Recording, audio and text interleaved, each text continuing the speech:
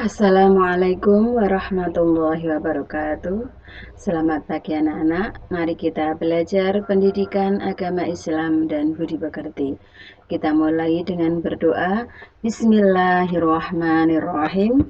Rabbi zidni ilman nafi'ah warzuqni fahma amin. Anak-anak, hari ini kita masih belajar dengan tema Mari mengenal Rasul-Rasul Allah. Yang akan kita pelajari hari ini adalah Rasul Ulul Azmi.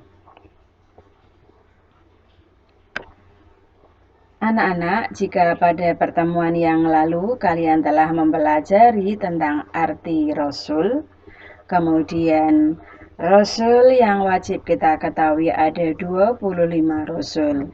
Nah, di antara 25 Rasul tersebut, ada Rasul yang memiliki gelar Ulul Azmi.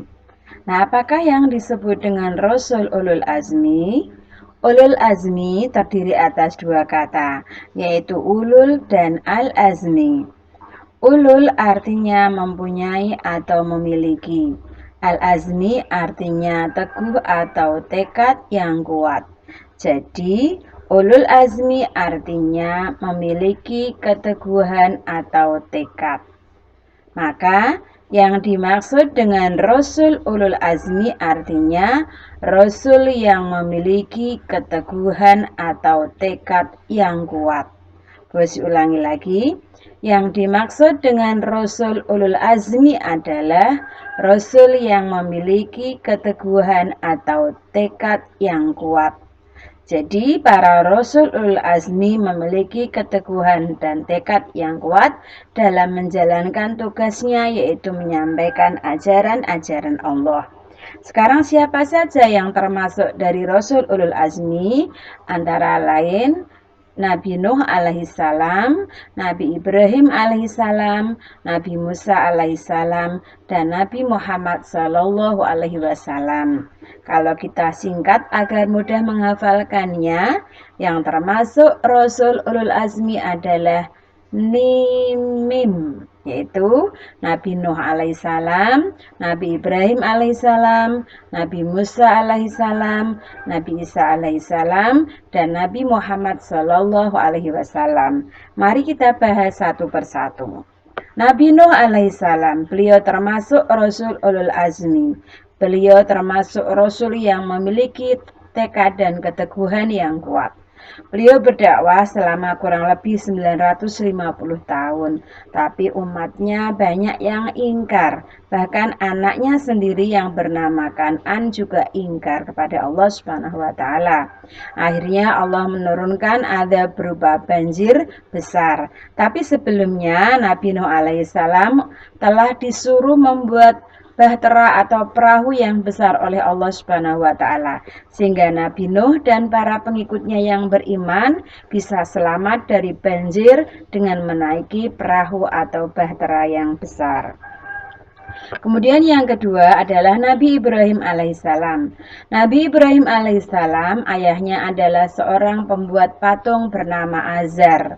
Nabi Ibrahim hidup pada masa Raja Namrud yang zalim, musyrik, dan kufur. Namun Nabi Ibrahim tidak putus asa mengajak kaumnya dan Raja Namrud untuk menyembah Allah Subhanahu wa taala. Nabi Ibrahim alaihissalam bahkan kemudian dihukum bakar oleh Raja Namrud. Tapi Nabi Ibrahim diberi mukjizat oleh Allah, tidak hangus terbakar. Kemudian yang ketiga adalah Nabi Musa alaihissalam. Nabi Musa alaihissalam adalah putra Imron keturunan Bani Israel.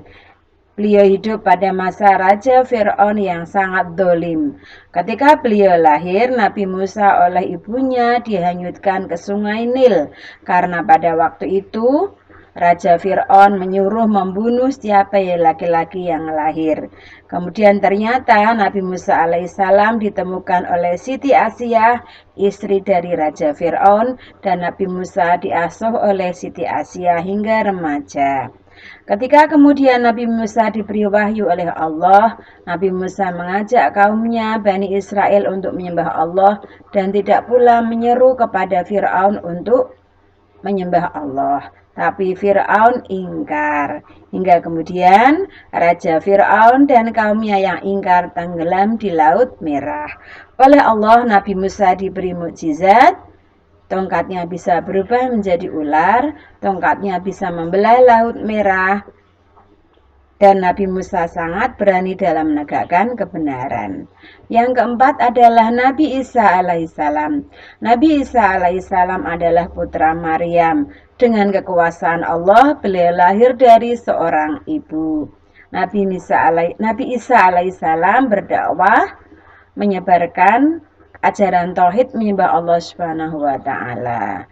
Nah, ketika Nabi Isa alaihissalam berdakwah, Nabi Musa direncanakan akan dibunuh dengan cara disalib. Namun Allah menyelamatkan Nabi Isa dengan cara diangkat Mi'raj ke Arsy. Dan yang terbunuh adalah Yahuda atau Iskariot yang diserupakan seperti Nabi Isa alaihissalam. Nabi Isa alaihissalam oleh Allah diberi kitab Injil dan mempunyai mukjizat antara lain dapat menyembuhkan penyakit kusta, menyembuhkan buta, dapat menurunkan hidangan dari langit. Kemudian yang terakhir adalah Nabi Muhammad Sallallahu Alaihi Wasallam. Tentang kisah keteladanan Nabi Muhammad Sallallahu Alaihi Wasallam sebagai Rasul Ulul Azmi akan kita pelajari pada minggu yang akan datang. Nah, anak-anak, setelah kalian mendengarkan penjelasan dari Bu Hosi, tugasnya yaitu jawablah pertanyaan berikut ini. 1. Apakah yang dimaksud dengan Rasul Ulul Azmi?